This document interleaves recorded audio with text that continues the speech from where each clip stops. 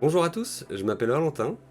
J'ai décidé de créer cette chaîne pour vous raconter ma ville, parce que ça fait environ 30 ans que j'habite ici, et j'ai aucune idée de comment ma ville en est arrivée là. Et donc j'espère que vous allez pouvoir en apprendre autant que moi sur l'histoire de ma ville. Cette ville, c'est Caen. Caen, c'est un peu plus de 100 000 habitants, une ville chargée d'histoire et de monuments. Mais avant de savoir comment on en est arrivé là, on va revoir un petit peu depuis le début. C'est quand qu'on arrive, épisode 1, c'est maintenant.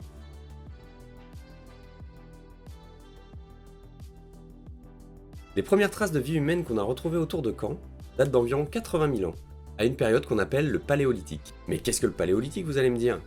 Le Paléolithique, c'est la période la plus ancienne de la préhistoire, qui est caractérisée par l'intervention et le développement des outils en pierre taillée. Alors elle débute avec l'apparition des premiers hommes du genre Homo, il y a environ 3 millions d'années, et elle se termine il y a environ 10-12 000 ans. Étymologiquement, Paléolithique, ça vient du grec paléos, qui veut dire ancien, et lithos, qui veut dire pierre. Donc on peut en déduire que c'est l'âge de la pierre ancienne. Qu'est-ce qui nous permet d'affirmer que l'homme était bien présent autour de Caen sur cette période de la préhistoire? C'est que sur les communes de Feugerolles, qui s'appellent maintenant Feugerolles-Bully, et Fontaine-et-Toufour, on a retrouvé des outils bifaces. Donc les bifaces, ce sont des petits outils préhistoriques qui font leur apparition au Paléolithique inférieur, donc entre moins 2 millions d'années et moins 300 000 ans. Donc ces petites pierres auraient visiblement servi comme de petits couteaux ou comme de pierres à feu.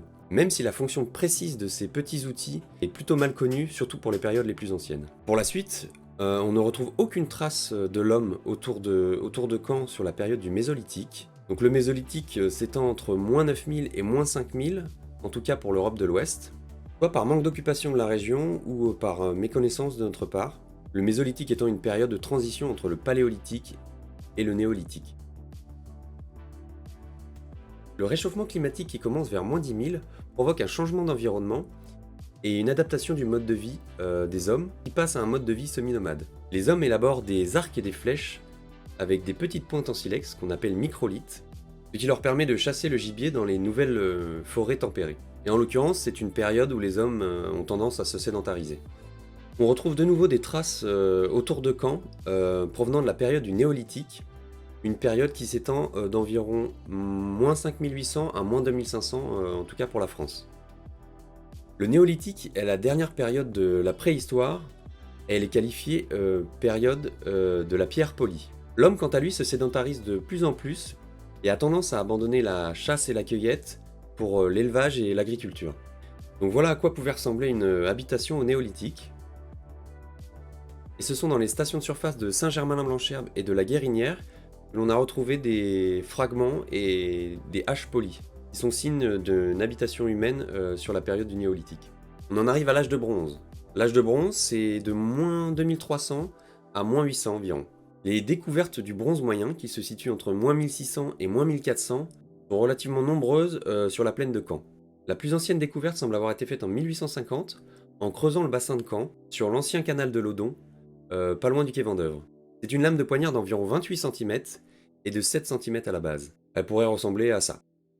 On découvre également lors de travaux de voirie en 1938, sur la rue Victor Lépine, 6 haches, 2 poignards, 2 couteaux, 4 pointes de lance. Cela ne veut pas dire que l'homme a forcément habité les lieux, mais cela pourrait dire qu'il habitait vraiment dans la région et qu'il aurait pu se servir de cet endroit comme une cage d'armes. Donc on passe à l'âge de fer. L'âge de fer, c'est entre moins 800 et moins 50. On est tenté d'affirmer que autour de Caen, et notamment à Mondeville, l'homme a bien habité les lieux pendant l'âge de fer, puisqu'on a retrouvé des tombes datant du second âge de fer qui semblaient recouvrir des tombes du premier âge de fer. Donc le second âge de fer, c'est entre moins 450 et 0. On en arrive donc à l'époque gallo-romaine et l'Antiquité, qui débute environ en moins 50 et qui se termine dans les années 500. La conquête du reste de la Gaule par Jules César conduit la civilisation gauloise à adopter les codes de l'occupant romain. Mais la civilisation gauloise maintient certaines de ses traditions, donnant lieu à une société qu'on appelle gallo-romaine. On en retrouve notamment des vestiges à 11 km au sud de Caen, dans un village qu'on appelle maintenant Vieux-la-Romaine, mais ça on en parlera dans un prochain épisode. En attendant, n'hésitez pas à me faire des retours en commentaire et à partager la vidéo. Et sur ce, bonjour.